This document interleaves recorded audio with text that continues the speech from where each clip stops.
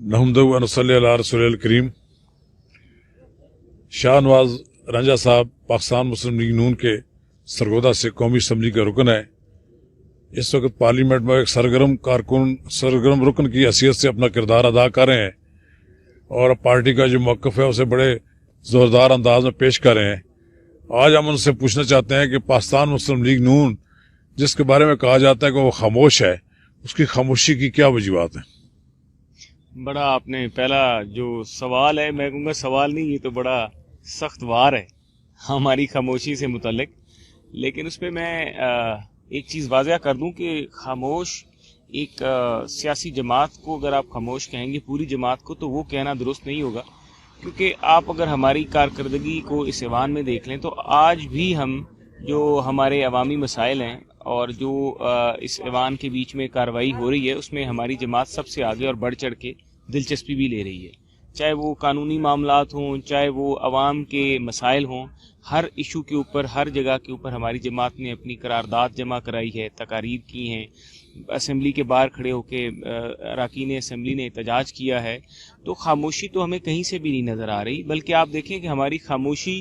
का अगर आप इस तरह से उसको एक दूसरे रुख से देखें कि ये खामोशी क्या है कि नवाज शरीफ साहब बीमारी में मुब्तला हैं, उनको अल्लाह ताला सेहत अता फरमाए। शहबाज शरीफ साहब उनकी सेहत की वजह से वहाँ पर हैं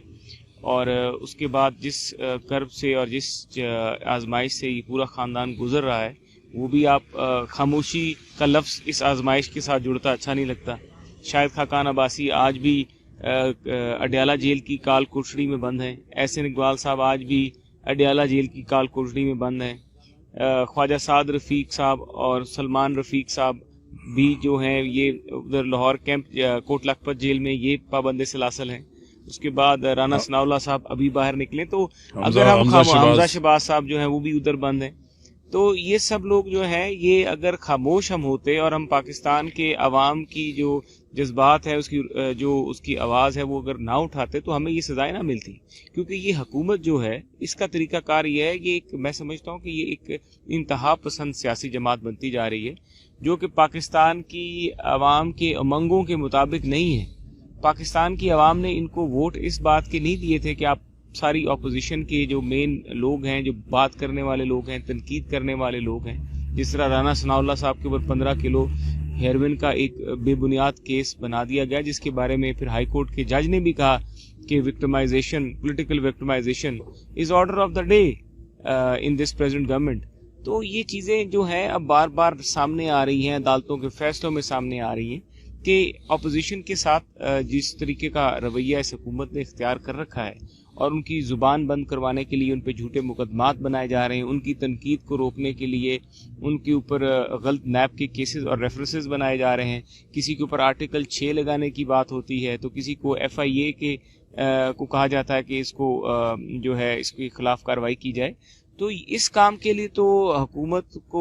पाकिस्तान की अवाम ने वोट नहीं दिए थे, उन्होंने खिदमत के लिए दिए थे। राजा साहब, अब ये एक तरफ जो आपने बताया कि इतने तादाद में पाकिस्तान मुस्लिम लीग नून के रहनुमा जेलों में उनकी भी जमानतें भी हो रही हैं। जब किसी की जमानत हो जाती है तो क्यों एक तासर दिया जाता है कि शायद ये कोई मैनेज्ड और ये कोई मतलब पस पर्दा कोई राब्तों के जरिए सब कुछ हो रहा है? देखिए, मेरा कानूनी बैकग्राउंड भी है, मैं अदालती कार्रवाई को समझता भी हूँ। जितने लोगों की भी बेल्स हुई हैं ये बिल्कुल लीगल ग्राउंड्स पे हुई हैं। और एक ये तासुर है कि जब भी अदलिया पाकिस्तान की कुछ तरह का फैसला करती है तो उसके ऊपर कुछ लोग जो हैं सवालात शुरू कर देते हैं। मेरा ख्याल है ये गलत है। जितनी भी बेल्स हुई हैं, राना सनाउल्लाह साहब की बेल अब बनती थी क्योंकि सबूत नहीं ला सकी थी और नीचे से बेल्स रिजेक्ट होती आई और फिर जब बेल ऊपर आई तो शवायद ना होने की वजह से और तफ्तीश में जो सुकम थे वो बात सामने आ गई। यही मामला जो है बाकी जिन लोगों की बेल्स हो रही हैं उसमें नज़र आ रहा है कि बिल्कुल मेरिट पे अदालतें काम कर रही हैं। और हम ये तवक्को करते हैं कि हमें जो ये बेल्स का प्रोसेस है, ये जिस प्रोसेस में से हम गुजर रहे हैं हमारी जमात, इसके ऊपर कोशिश करनी चाहिए कि मीडिया को भी एक रिस्पॉन्सिबिलिटी के साथ इस सारे मामले को देखना चाहिए और ऐसी चीज़ों से गुरेज करना चाहिए जिससे अदलिया के ऊपर, उसके वकार के ऊपर कोई लफ्ज़ उठे। यह हुकूमत ने भी हाल ही में इंसदाद दहशतगर्दी के एक्ट में तरमीम की है जिसमें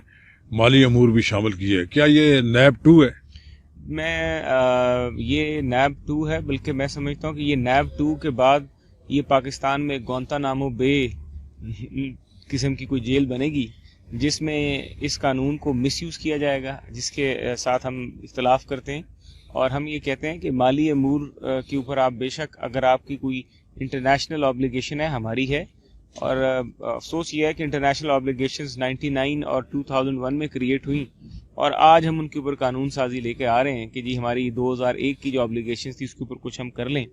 یہ بہت پہلے ہو جانا چاہیے تھا، FATF کی کمپلائنس ہونی چاہیے تھی، اور دہشت گردوں کے خلاف یا ان کی مالی معاونت کرنے والوں کے خلاف سخت کارروائی ہونی چاہیے، اور ہم اس کی حمایت کرتے ہیں۔ اس بل کو ہم نے سپورٹ بھی کیا ہے۔ دوسرا بل یہ ہونڈی اور حوالہ کے حوالے سے لے کر آئے ہیں، جس کے بیچ میں انہوں نے دہشت گردی میں ایک اکنامک ٹیررزم کی جو ٹرم ہے وہ انٹروڈیوس کرائی ہے، اور اکنامک ٹیررزم کی ڈیفینیشن پوری دنیا میں نہیں ہے۔ اکنامک ٹیررزم تبھی ہو سکتا ہے جب آپ کوئی ایسا پیسہ کسی ایسے گروہ کو دیں جو کسی ملک میں یا کسی ریاست یا کسی گروہ یا کسی فرقے کے خلاف ایک دہشت گردی کی کارروائی کرے۔